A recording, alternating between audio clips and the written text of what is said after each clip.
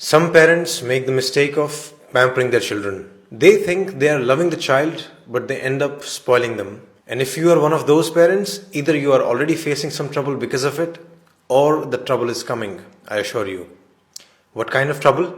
You have probably made your child's life so comfortable that they now fight with you the moment you ask them to do something difficult or something they disagree with.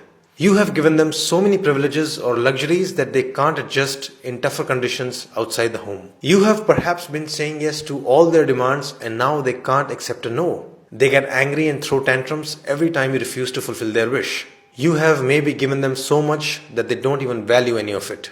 In short, they are spoiled. Why do parents do it? There could be many reasons. You want them to have the life you never had. You don't have time to spend with them and thus you just shower them with toys, gifts and luxuries. Or maybe this is how you actually show your love. You don't know any better way. Or possibly you think your child will hate you if you say no to them and you want your child to love you, at least more than they love your spouse. Whatever the reason you might have for pampering your child, my recommendation to you is very simple.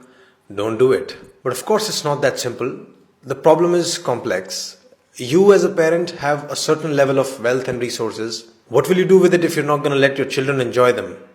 And where is the line? Like how much should you give? How much is too much? How much is too little? There is obviously no measurable or one size fits all answer for this. As the cliche goes, it depends. But I'm going to give you a framework to think about this problem. Consider following points. First, try to predict and answer this question. When this child becomes an adult, would they be able to sustain the current level of privileges or not?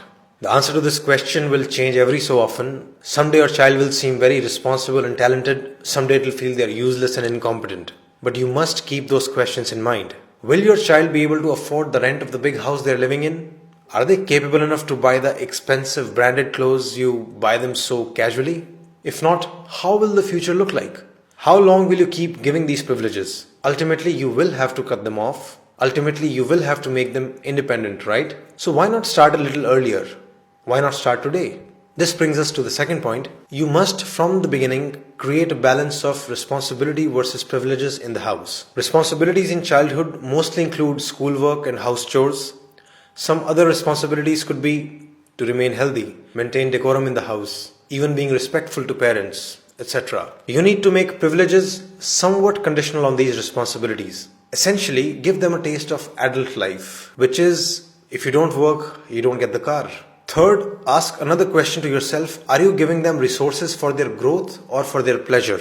If you're spending money on your child's music classes, sports classes, books, etc., it's very different from spending money on their toys, gadgets, clothes, birthday parties. Basically, whatever you're spending on them, is it being used by the child to just have more fun, or is it being used to try out a new skill or to become better at something, to explore talents, to start a new project, etc.? The problem would begin when you start spending excessively on their fun without proportionately spending on their talents and growth. So make sure you're investing proportionately in their joys and their talents. Fourth, are you making them grateful towards what you're giving them? If you think, oh, I'll give them everything and then in future the children will love me. Bad news. It won't happen like that. They will most likely take everything for granted. More often than not, you'll just find them complaining about the things they didn't get. So it's your job to make them realize the value of what you're giving them. It's your job to make them thankful for it.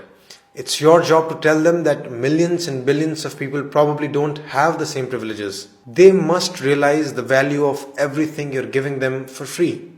Like, why spend so much money and time on them only to be hated later?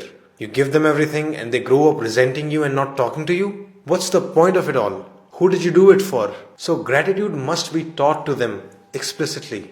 And first step there would be to show gratitude to your own parents consistently.